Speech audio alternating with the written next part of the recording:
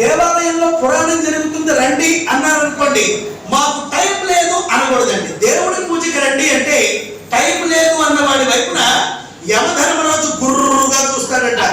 నా దేవాలయానికి రావడానికి నీకు టైం లేదా?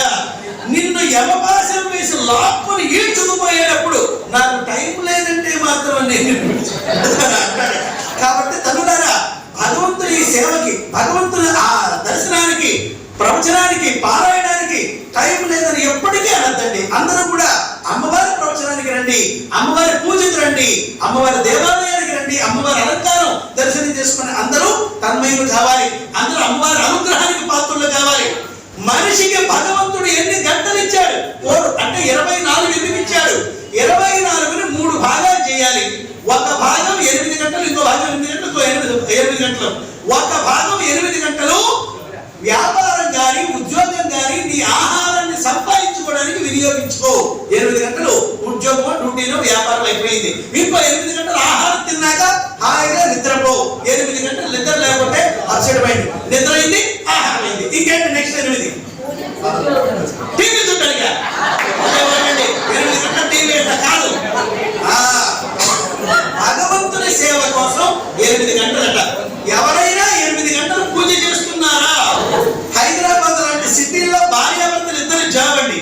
1 నిమిషం లేట్ అయితే అక్కడ బాస్ ఊరుకోడు, స్పీడ్ గా బైక్ మీద వెళ్తుంటారు భార్యాభర్తలు. ఎందుకంటే భార్య కూర్చుంటుంది, ఫాస్ట్ గా వెళ్తుంటారు. అక్కడ ఆఫీసు టైం అయిపోయిందని వినాయకుడి గుడి కనిపిస్తే ఆ ఫాస్ట్ గా పోయేటప్పుడు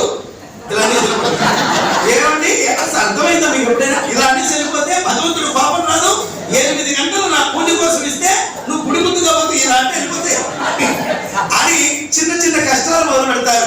5 లక్షల శాలరీ అయినా నెల వచ్చేసరికి ఈఎంఐలు కట్టుకోవడానికి సరిపోతే, ఓ సంవత్సరం పైన చూస్తే ఏమి లేదు, రకాల బ్యాలెన్స్. ఆ జరగ పట్టుకుని మంత్రులు గారి దగ్గరికి లేవుడు బాబు మాకు ఈ కర్మ అన్నారు అనుకోండి, వినాయకుడి చుట్టూ ప్రదక్షిణాలు చేయి, నవగ్రహాల చుట్టూ ప్రదక్షిణాలు చేయి, అంటే ఆంజనేయ స్వామి చుట్టూ ప్రదక్షిణాలు చేయి అన్నారు అనుకోండి, 1 గంట 2 గంటల ప్రదక్షిణానికి అయిందా? అమ్మయ్యా, ఈ రోజున ఆంజనేయ స్వామి ప్రదక్షిణంతో చేశాను, నాకు ఈ కోరిక తీరింది. మరి తిరుపతి వెళ్ళినా అంటారు, పోవడం 3 రోజులు, రావడం 3 రోజులు, ఆ 7 రోజులు భగవంతునికి ఇవ్వడం అయింది. అమ్మయ్యా, తిరుపతి వెళ్ళొచ్చాను, నాకు ఈ కోరిక తీరింది. ఇందులో విచిత్రం ఏం లేదండి.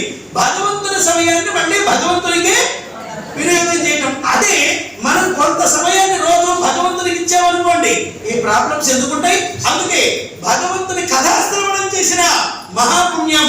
చూడండి, 6 గంటలకు వచ్చేవాళ్ళు పురాణం భక్తులు, 7 గంటలకు వచ్చేవాళ్ళు మంగళహారత భక్తులు, 8 గంటలకు వచ్చేవాళ్ళు.